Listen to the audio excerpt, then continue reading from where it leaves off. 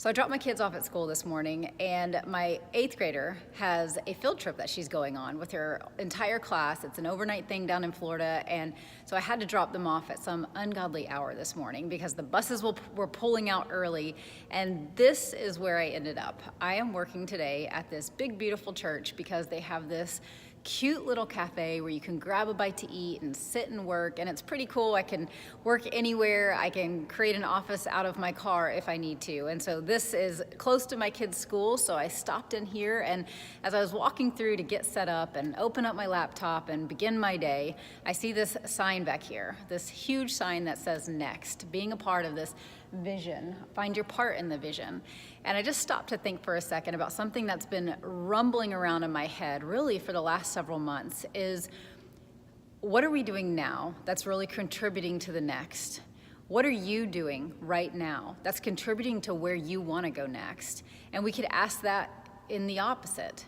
Where do you really want to be? What is the next for you? What do you see next in your life? And sometimes that can be the most frustrating part for us. I know I've personally been in a season of really wrestling through what is that next, and what do I feel called to, and what's my purpose in life? And I don't know if that's something that we hit as we age and we start to really look at our life and go, gosh, we're not in our 20s anymore, and kind of coming out of the 30s. I'm not quite there yet, but you're getting to that place for me personally where I've just been wrestling with that, is what is really next? Love what I do, but I want to keep growing. I am such a lifelong learner. I love to grow. I love to continue to expand into new opportunities.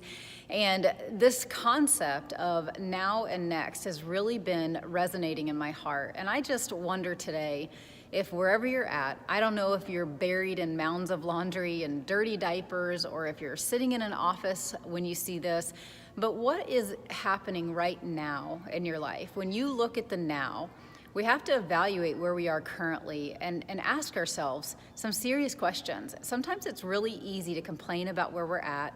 It's easy to be frustrated. It's easy to really almost resign ourselves to where we're at in the now. We may not like where we're at. We may not even love where we're at, but we just resign ourselves to it sometimes. Maybe there's a feeling of hopelessness or heaviness and just feeling like what I'm doing right now is all there is. But I know you really don't believe that. I know you know deep down in your heart that there is something next. And sometimes I think we don't do something in the now because we don't have the next clearly defined. We don't have verbiage for it and a language for it and a clear vision for it. And so it's easy to just go, you know what, I'm just going to keep doing this. I'm just going to keep doing what I'm doing right now today, make it work. Even though I hate it, I'm just going to keep doing it. Instead of actually stopping long enough. There's one of my favorite authors, Stephen Covey, says you have to begin with the end in mind. And you probably hear me say that a lot because I really live by that motto. And Dr. Henry Cloud, who I seriously have a man crush on, he is like my favorite author. I love him. And Brene Brown, like these are amazing authors that really talk about this understanding of playing the movie forward in our life. If you're sticking a video in or a DVD or a Blu-ray disc and it's your life and you play the movie forward, if you keep doing what you're doing right now, in the now, where are you going to be in a year? Where will you be in 10 years? And you may have thought about that or kind of heard that before, but really I want you to stop and think about it. If you keep doing what you're doing right now, what does the next look like for you? Is it the picture that you want? Is the ending of that movie what you want? And if it's not, then we have to start at the end of the movie and work our way backwards. We have to start working backwards and begin to change the scenes, change the cast of characters even. Sometimes we have to surround ourselves with people that can take us higher. Sometimes we have to get into new environments. Sometimes we have to invest in ourselves to grow, to be able to change the scene and to change the outcome of the next. And I remember, it's probably been 13 years ago now. 13 years ago, I walked in mine and my husband's bedroom. His name's Nathan. I walked in our bedroom and I found my infant son face down in his crib. I rolled him over. He was black and blue. I knew he hadn't been breathing, and by the look that I saw, I knew he was gone. I had a shred of hope that maybe just maybe he wasn't, but I could tell he had not been breathing for a while. And in that one moment, I'm sure you would agree, everything that was happening in the now that had felt so urgent and so important just minutes earlier. The broccoli that I was chopping at 6:28 in the kitchen, I'll never forget that time. It's seared in my brain. It wasn't important anymore. The piles of laundry that were piled up and stacked all around that were overwhelming me just an hour earlier just went out the window. All the toys that were scattered everywhere that just minutes earlier had been such a source of frustration for me and irritation. You know, as a mom, sometimes it's just like, oh, I just want my house clean for 2 seconds.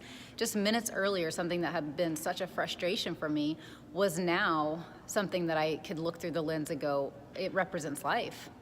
Toys on the floor represent life. So something that was frustrating 2 seconds earlier is now something I'm embracing and desiring and longing for, because in 1 second, I lost my son. And the now that I was living in completely began to change. And there was things that I had to start doing in the now to say, where do I want to go next? Because this isn't what I want. And coming out of that tragedy, it really allowed me to look in a mirror and ask myself, where am I going? What do I want to do with my life? What is the purpose? What is the dream deep in my heart? And then the deeper question is what I'm doing right now going to get me there? And if it's not, if your answer to that today is no, then you have to change something. You have to change something to get where you want to be next. And it can feel scary, again, especially if you don't have verbiage for that thing in the future yet. If you don't fully have a picture of what that dream in your heart is, it's okay, because I'm here to tell you, I have learned in my journey, it is so much like this. Just a little Kleenex box, but our future is like this. If you just will take this Kleenex box of your life, I'm gonna just show you here, just pull it. Just pull it, just do something today in the now. That's like pulling a Kleenex, and guess what happened? Another Kleenex came out. Can I see all the Kleenex that are in this box right now? I can't, but I have faith that there's some Kleenex in there because it kind of feels like it is. That's kind of like our life. We don't know the next step. We don't know what's next. All that's required of us is to just pull it, and then the next one comes, and pull it again, and then the next thing comes, and pull it again. And so I just want to encourage you today. I'm getting ready to go work because I have been privileged for the last 10 years.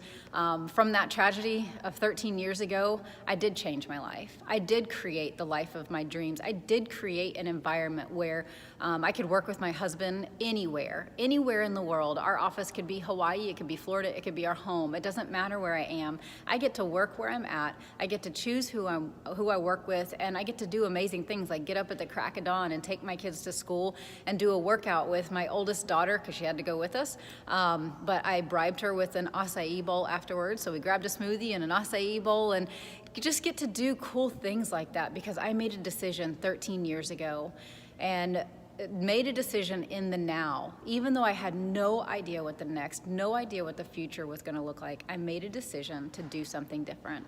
I made a decision to pull one day at a time, to make these little tiny steps and little decisions that would position me to live the future differently. And that's what I hope for you. I hope that today, if there's a dream stirring in your heart, that you'll begin to do some things today in the now that will create a different next for you. Talk to you soon.